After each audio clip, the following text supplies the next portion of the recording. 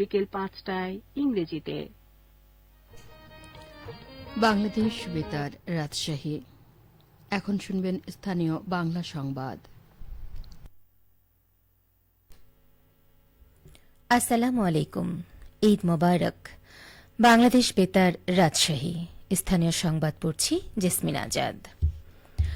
আজ পবিত্র ঈদ উল আজহা। ধর্মীয় ভাবগম্ভীর্য ও উৎসবমুখর পরিবেশে উদযাপিত হচ্ছে দিনটি। ত্যাগ ও আত্মসমর্পণের মহিমায় প্রতি বছরের মতো এবারও ঈদ উল আজহা উদযাপন করছে দেশবাসী।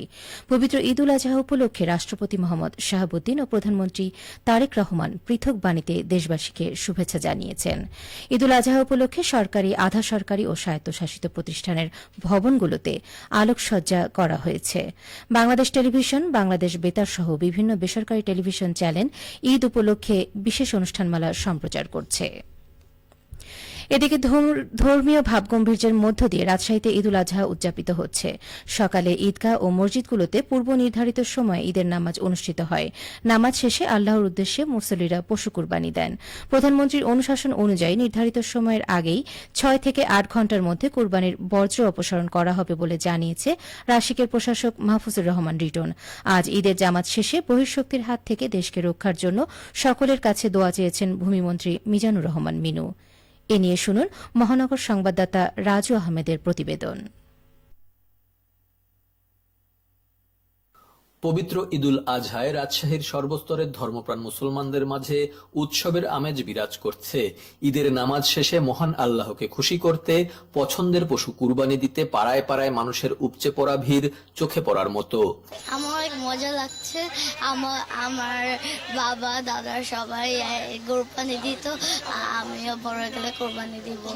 এদিকে কুরবানির পর দ্রুত সময়ের মধ্যে বর্জ্য অপসারণের লক্ষ্যে কাজ শুরু করেছে রাজশাহী সিটি কর্পোরেশন। রাশিকের দেয়া পরিবেশ বান্ধব পলিব্যাগে কুরবানির সৃষ্ট বর্জ্য সংরক্ষণ করে বাড়ির পাশে রাখতে অনুরোধ জানিয়েছেন রাশিকের প্রশাসক মাহফুজুর রহমান রিটন। বর্জ্য নিষ্কাশনের জন্য যে ব্যাগ দিয়েছি, সেই ব্যাগে আমাদের রাজশাহী মহানগরবাসী যেনারা কুরবানি দিবেন সেই কুরবানির বর্জ্য এবং রক্ত সহ যেগুলো রয়েছে ব্যাগে সংরক্ষণ করে বাইরে রাখবে।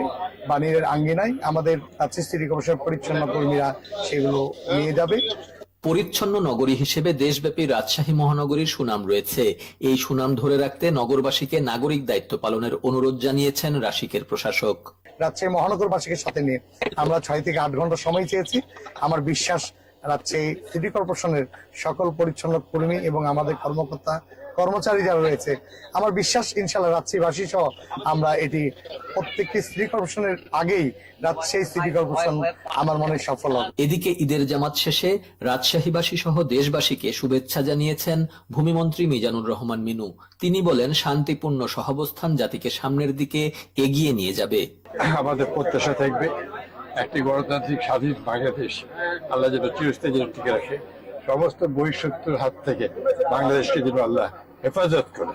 এটাই আমাদের সবার প্রত্যাশা, দোয়া এবং শপথ। এই ঈদে আনন্দের পাশাপাশি ত্যাগের মহিমায় উদ্ভাসিত হোক সবার জীবন, এমনটাই প্রত্যাশা সকলের। রাজু আহমেদ, বাংলাদেশ বেতার, রাজশাহী। অপরদিকে নওগাঁয় উৎসব মুখর পরিবেশে অনুষ্ঠিত হচ্ছে পবিত্র ঈদ উল আজহা। সকাল 8টায় জেলার ঐতিহ্যবাহী নওজোয়ান ঈদগাহ মাঠে ঈদের প্রধান জামাত অনুষ্ঠিত হয়।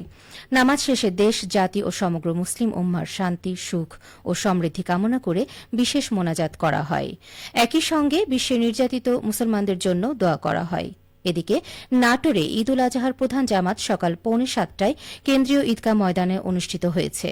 একই স্থানে সকাল 7:45টায় দ্বিতীয় জামাত অনুষ্ঠিত হয়। জেলায় মোট 836টি ঈদগাহ মাঠে ঈদের নামাজ অনুষ্ঠিত হয়েছে।